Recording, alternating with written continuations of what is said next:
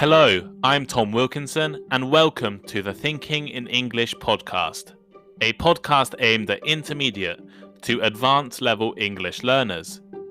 British English or American English? Which one is better? I've been asked this question hundreds of times.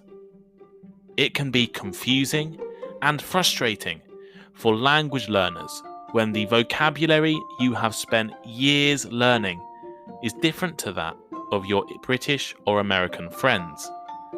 So, on this episode, I want to introduce a few of the key differences between the two English dialects, explain why there are some variations, and finally offer a little advice on which type of English you should focus on. But first, why not follow the Thinking in English Instagram page, Thinking in English podcast, or the link is in the description. And you definitely should look at our blog, thinkinginenglish.blog, for all transcripts and bonus content. Here is today's vocabulary list. As always, the written list is available in the description of the podcast and also on our blog, thinkinginenglish.blog. To frustrate. To frustrate. This means to make someone feel annoyed or less confident because they cannot achieve what they want. For example, it frustrates me that I'm not able to put any of my ideas into practice. Dialect. Dialect. A dialect is a form of language that people speak in a particular part of a country, containing some different words and grammar. For example, the poem is written in a southern dialect. Variation. Variation. A variation is something that is slightly different from the usual form or arrangement. For instance, her movies are all variations on the same theme. Distinction. Distinction. A distinction is a difference between two similar things. For example, there's a clear distinction between the dialects spoken in the two regions. Noticeable. Noticeable. If something is noticeable, it is easy to see or recognize. For example, there has been a noticeable improvement in Tim's cooking. Straightforward. Straightforward. Easy to understand or simple. For example, this recipe is so straightforward. You just mix all of the ingredients together. To occur. To occur. This means to happen. For example, the incident occurred shortly after the plane took off. Fashionable. Fashionable. If something is fashionable, it is popular at a particular time. For example, celebrities are always eating at that fashionable restaurant. And finally, responsible. Responsible. If you are responsible for something, you are the person who caused something to happen, especially something bad. So, last month's bad weather was responsible for the crop failure.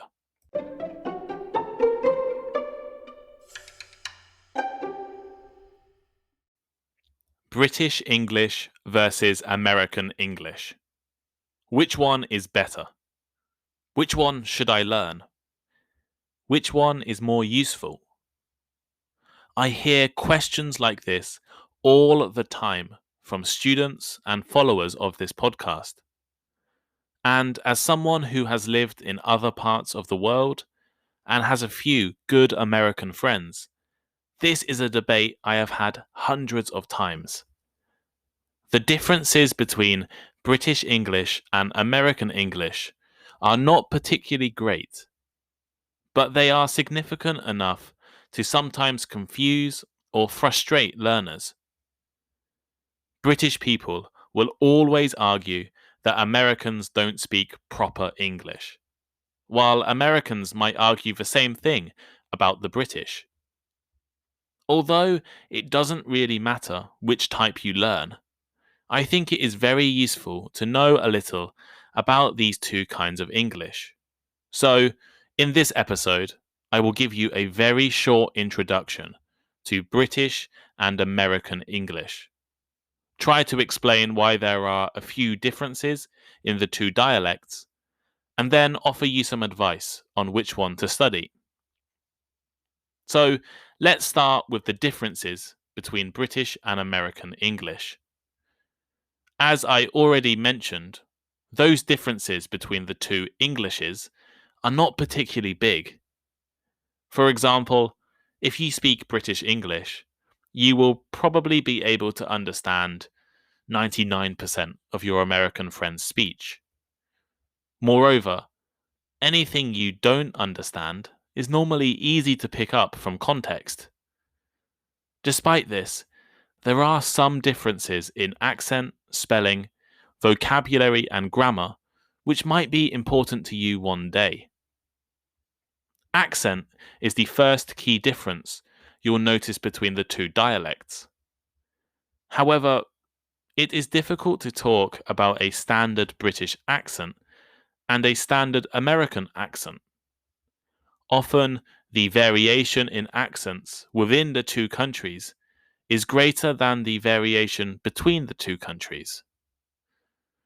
For example, I guess that, to a lot of people, the Southern English accent sounds a lot closer to a Californian accent than to a regional Scottish, Newcastle, or Liverpool pronunciation. People often tell me they love the British accent, but the UK is a country of hundreds of diverse and unique accents. However, there are some general distinctions that can be made. British people often only pronounce the letter R at the beginning of a word and ignore it elsewhere, while Americans will always pronounce R. For example, Brits would say water, water, while Americans would say water, water. Spelling can also vary between the two dialects. Famously, the American English removes the letter U from words like color and behavior. They also turn the S in words like organize into a Z.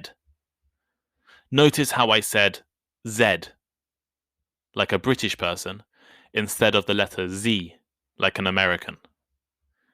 In other cases, a double L in British words is replaced by a single L, while some other American English spelling tends to be closer to the word's actual pronunciation and removes some unnecessary letters. In the modern world, American spelling is becoming increasingly popular outside of the USA, thanks to spell checkers on computers. It's really difficult to explain spelling over a podcast, so I'd recommend searching online for any other spelling differences. The most noticeable difference between British English and American English is vocabulary. Again, most of the time, the vocabulary is identical. However, there are some variations that could lead to embarrassing situations if you don't know the different meanings of the same word. In the UK, women wear suspenders, while in the US, they are worn by men. The word suspender refers to different clothing items in the two different countries. While in the US, if you ask for pudding, you'll be given a sweet custard.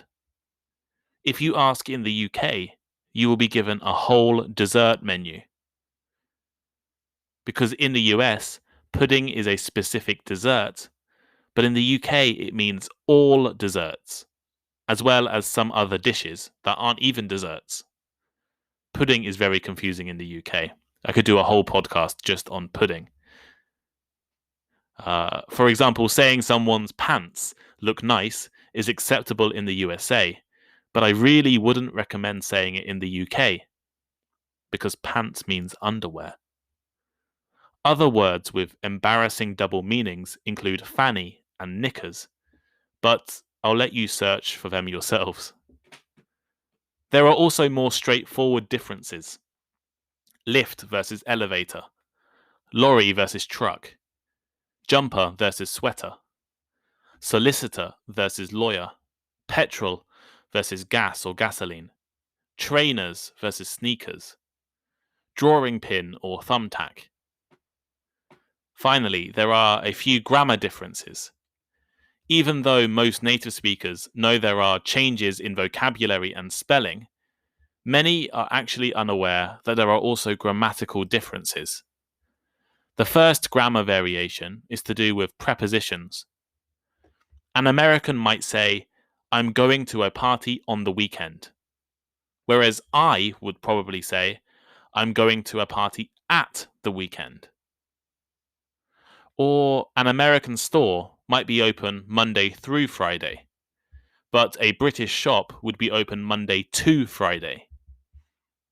These small preposition changes might not sound too difficult or too confusing, but since I've started teaching using American English resources, I've noticed more and more that the prepositions I find natural and comfortable are normally not recommended or included in those resources. So sometimes my feedback to students is different to what they have studied online, in school, or through textbooks. And this is because I speak British English, not American English. The second grammatical difference is that Americans tend to use the past simple tense when describing something that has recently occurred, while people in the UK are much more likely to use the present perfect tense. Past simple tense, present perfect tense, all of that's confusing. Let me give you an example. For instance, compare the American "I ate too much" with the British "I've eaten too much." Moreover, the past participle of get is different in the two countries. In the US, get, got, gotten. In the UK, get, got, got. The UK stopped using gotten many years ago, while the US has continued using it. In British English, a collective noun, like committee, government, team, is normally plural. So we would say, "The government are stupid," or "My team are winning." On the other hand, collective nouns in the US are always singular. So they would say, "The government is stupid," or "My team is winning." Finally, some irregular verbs in the UK are actually regular in the USA. Leapt, dreamt, burnt, and learnt become leaped, dreamed, burned, and learned in American English. The T is replaced with an ED. Why are they different? So we've looked at a few of the differences between the two major dialects of English. However, why are they different? Why is there two different forms of English? Well, age definitely has something to do with it. The first British settlers to the US set sail hundreds of years ago, which is more than enough time for accent, vocabulary, and grammar to begin to change. Another reason for the difference is French. French has influenced English for 1,000 years, since William the Conqueror and the Normans invaded Britain in the 11th century. Their language became the language of education and the rich. It explains why we use Anglo-Saxon words for names of farm animals. Think cow, sheep, and pig. But we use French influence words to describe those animals' meat: beef, mutton, and pork. This is actually something that students have asked me before, and I did a bit of research. And yeah, we do. We use Anglo-Saxon word cow and a French influence word beef, because the Anglo-Saxon, the native British people, were normally farmers, people who made food, whereas the French people were rich. They didn't care about the animals. They only saw the meat at the end, the meat on their dining tables. Then, in the 17th century, French became a fashionable language in the UK, and British people began using more French-inspired words and spellings. In fact, a lot of word spellings were changed in the 17th century to become more French. Think about the British spelling of theatre. The R and the E at the end of the word is opposite to what you would actually think looking at the pronunciation. This is because of French. Across the Atlantic Ocean, US English was not influenced nearly as much. One man, Noah Webster, is actually responsible for many of the differences in spellings between the UK and USA. You might have heard of Webster. He founded the Webster Dictionary that is commonly used in the USA. The UK dictionary was created by a group of academics who wanted to find and record all English words. But Webster's American dictionary was different. Instead of just recording words, he decided to change words and change their spellings to make them more straightforward and different from the UK. He is responsible for removing the letter U in colour. We often think of language as a natural and slowly evolving thing. Webster shows us, however, that individuals can have major impacts on how we communicate. Furthermore, like all languages, English has borrowed words from other languages around the world. The two dialects have evolved differently because the different cultures have influenced the two countries. Therefore, words and phrases can be different because they borrowed the words from completely different languages. America borrowed the word cilantro from Spanish, while Britain took the word coriander from French. Food is so important in our cultures and so different between the countries that variations like this are very common when talking about ingredients. The UK often takes food names from France, coriander, aubergine, for example, whereas America will take words from Spain or Italian. So, which one should you learn? In many cases, it doesn't really matter. If you are not living or working in an English-speaking environment, then you don't need to worry about it until you are at an advanced level. If you're just studying at school or university, study from the textbook, and if your textbook is American English, obviously focus on that, but it doesn't really matter. And when you get to the advanced level, you probably should just learn both types of English. It's not too difficult.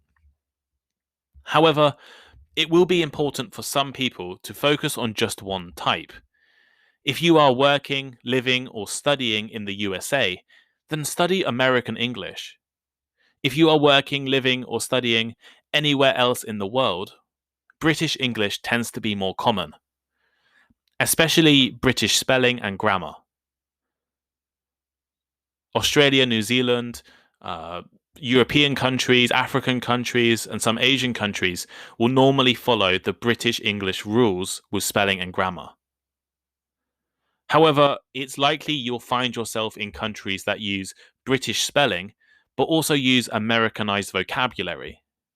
So they might spell words like colour with a U and follow British rules on prepositions. However, they will use words like elevator and sidewalk instead of lift or pavement. And if you love British TV, you should focus on British English. And if you love American literature, you should focus on American English. Study the type that suits you best. Study the type that you're most interested in. As I have mentioned repeatedly through this episode, the differences are not that big. Really, the two Englishes are pretty much the same. The most important thing for you is consistency, especially with grammar and spelling. Choose one dialect, choose American English or British English, and stick to it. When you are writing, be consistent. Don't start writing with American spellings and change halfway through. When I was studying my master's degree in the UK, a lot of my friends were from the US or from other countries that had studied American English before they came to the UK. And they were always worried about using Americanized spellings or Americanized vocabulary. But really, there was no problem as long as they were consistent and only used American spellings. Don't start writing with American spellings and change to British halfway through, because that will be confusing for people reading your work. If you spell color with a U half the time and color without a U the other half of the time. Be consistent. But being consistent is not as easy as it used to be, because spell checkers on computers now change some spellings automatically. So you might notice my blog, quite often I'll use American spellings, which is not on purpose. It's because I use Google Docs. So Google changes my spelling. And finally, remember that there are not just two types of English. This whole episode, I've been talking about British English and American English. But it's not that simple. Ireland, Scotland, Australia, New Zealand, Canada, countries in Africa, India, countries in the Caribbean. They all have their own unique accents, pronunciation, vocabulary, and grammar. Whichever type of English you decide to speak, good luck. Thank you for listening to today's episode of Thinking in English. Please share with your friends, check out our social media links in the description, and send us a message. We really appreciate all of your feedback. And if you have any ideas for topics or future podcast guests or any other learning format, please let us know. And please leave me a rating. We're now on Instagram. I'm sure you've already seen it, but go there, check it out. Lots of good content about vocabulary, pronunciation, and grammar. And Instagram is a great way to contact me. It's Thinking in English Podcast on Instagram, or the link is in the description. Also, all of the transcripts of the podcast are now available on the Thinking in English blog. Vocabulary list, comprehension questions, and all of the articles are there for you to read. That link is also in the description, so please check it out too. Thank you, and see you next time.